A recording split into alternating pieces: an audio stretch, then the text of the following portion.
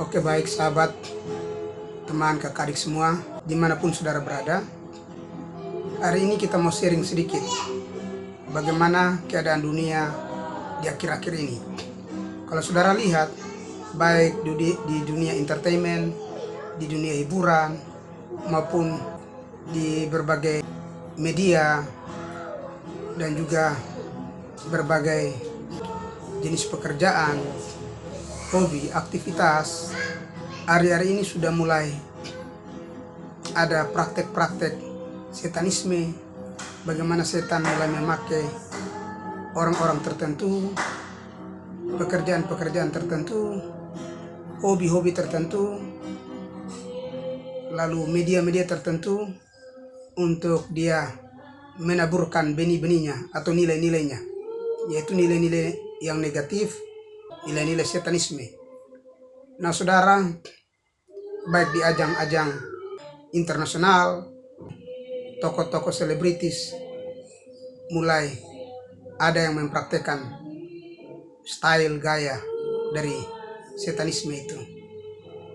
Dan baru kita dengar beberapa waktu yang lalu, sempat viral, sempat heboh, bagaimana Brasil setiap tahunnya mengadakan karnaval, pawai, itu diadakan setiap tahun. Dan kali ini, kalau tidak salah, jadinya di 16-22 Februari. Jadi saudara, festival ini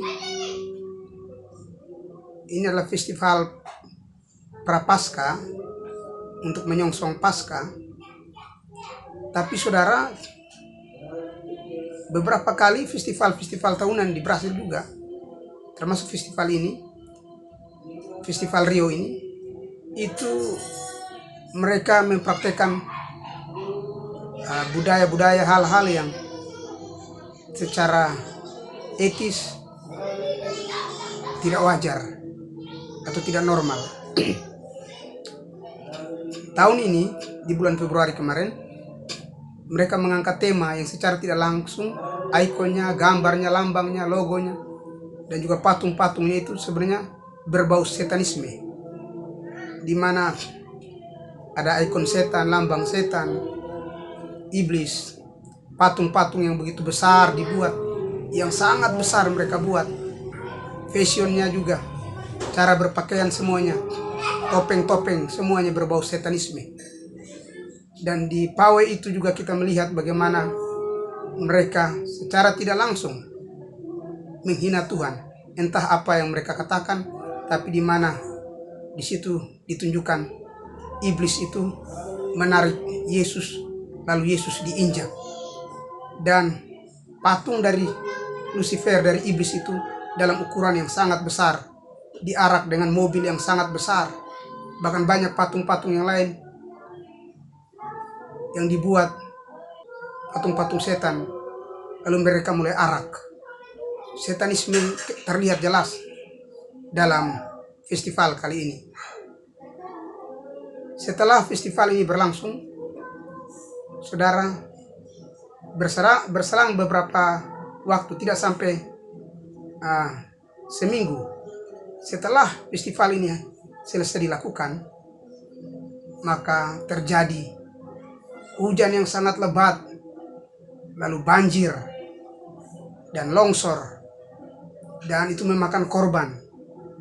Puluhan orang harus mati, bahkan ribuan orang harus mengungsi, kehilangan pekerjaan, bahkan banyak jalan-jalan terputus, sehingga dari satu kota ke kota yang lain itu sudah tidak bisa terhubung. Dan itu menurut perkiraan membutuhkan waktu kurang lebih 6 bulan untuk jalan itu diperbaiki. Bahkan banyak orang yang harus mengungsi, kehilangan rumah. Nah, kita melihat di sini ketika mereka memuja, mengagungkan, menyanjung setan, mereka begitu hanyut dalam euforia, dalam festival yang jelas-jelas mengagungkan setan. Apapun alasan mereka, setan itu diarak, dipawai, diagungkan, ditinggikan, lalu Yesus mereka injak-injak. Padahal negara Brasil adalah negara yang mayoritasnya Kristen, baik Kristen Katolik maupun Kristen Protestan, yang Sebenarnya Tuhan mereka adalah Tuhan Yesus Kristus. Tapi baik sadar maupun tidak sadar mereka telah menghina, menginjak-injak, dan mereka telah menghancurkan nilai-nilai itu, nilai-nilai religius, dan mereka mengagungkan setan, mengagungkan iblis. Beberapa waktu yang lalu kita dengar terjadi kebangunan rohani yang besar. Ada konser-konser doa di stadion-stadion besar, dan presiden mendukung itu. Lalu di zaman COVID, ketika orang tidak bisa keluar, di saat itu mereka berkumpul dan memuji, menyembah Tuhan dari apartemen-apartemen. Itu terjadi sesuatu yang luar biasa, muncul di video-video YouTube. Bagaimana orang-orang berhasil menyembah Tuhan, bahkan di pinggir-pinggir jalan mereka menyembah Tuhan. Tapi saudara lihat, setan tidak mau rugi, dia mau mengambil kesempatan. Dia mau merusak nilai-nilai kebenaran. Dia mau merusak pergerakan yang ada di Brasil, pergerakan Tuhan. Tapi saya percaya kuasa Tuhan lebih besar. Tuhan buktikan, Tuhan tunjukkan bahwa dia mengasihi Brasil. Lewat bencana itu, mereka disadarkan. Kita berdoa supaya mereka dibukakan. Mata mereka, mata hati mereka yang buta dibukakan. Bahwa sesungguhnya Tuhan Yesus Kristus itu adalah Tuhan dan Raja, dia yang harus diagungkan. Biarlah lewat festival-festival seperti itu mereka mengagungkan Tuhan. Ada parade-parade, ada pawe-pawe, tim-tim musik yang menyembah Tuhan dalam roh dan kebenaran. Biarlah festival-festival ke depan mereka lebih mengagungkan Tuhan, lebih meninggikan Tuhan, menunjukkan bahwa Tuhan mereka Tuhan yang berkuasa, Tuhan yang penuh dengan kasih, dan mereka tidak lagi mengagungkan setan. Sehingga setan ketika diagungkan, dia mendapatkan keuntungan. Dia mendapatkan keuntungan besar di situ.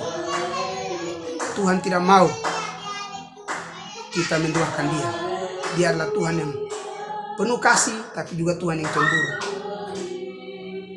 Di saat itu saudaraku, ketika mereka mengagungkan setan, mengagungkan iblis, alam pun tidak menerima. Kenapa? Karena mereka telah banyak melihat kebaikan Tuhan.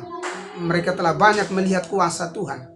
Sehingga Tuhan terus berkarya di negara mereka. Tuhan terus mengasihi mereka. Tapi mereka melupakan Tuhan. Sehingga alam pun tidak bisa menerima itu. Akhirnya bencana terjadi. Dalam waktu yang sangat singkat. Setelah pawe itu, bencana terjadi dan banyak korban. Hari-hari ini kita mau belajar. Mari kita meninggikan Tuhan. Dia terlalu baik. Terlalu banyak hal yang dia buat dalam diri kita yang baik. Dia mengasihi kita, dia menjaga kita, dia melindungi kita. Dan dia berikan kita jaminan keselamatan. Tidak ada yang kurang. Dia selalu beri yang terbaik bagi kita. Mari lewat setiap momen, setiap kesempatan, biar itu kita pakai untuk memuji dan mengagungkan Tuhan. Pengalaman di Brasil, bahkan pengalaman-pengalaman yang lalu, biar itu menjadi teladan bagi kita. Ketika orang-orang Israel, mereka tidak lagi mengagungkan Tuhan. Mereka mengagungkan itu lembu emas. Terjadi pembunuhan besar-besaran. Terjadi kematian besar-besaran. Saudara, kalau di perjanjian lama orang yang menyembah berhala, orang yang menyembah setan, maka dia harus dihukum mati. Di zaman anugerah ini mungkin kita terlalu bermain-main. Kita pikir, oh biasa-biasa. Tapi saudara, alam pun tidak bisa menerima itu. Karena alam tahu bagaimana rakyat di Brasil, orang-orang Brasil, alam pun merasakan dan melihat bagaimana pencipta itu menjaga mereka. Tapi mereka kurang ajar dan berbalik. Oleh sebab itu berdoa biar hujan pertobatan terus terjadi. Hujan kebangunan rohani terus terjadi. Kita perkatakan tidak rencana Tuhan yang gagal. Kita perkatakan setan tidak boleh mengambil keuntungan. Kita rebut Brasil untuk kemuliaan nama Tuhan. Bahkan Indonesia juga. Biar menjadi bangsa yang mengagungkan nama Tuhan Yesus Kristus. Terima kasih. Tuhan Yesus Kristus memberkati. Salam.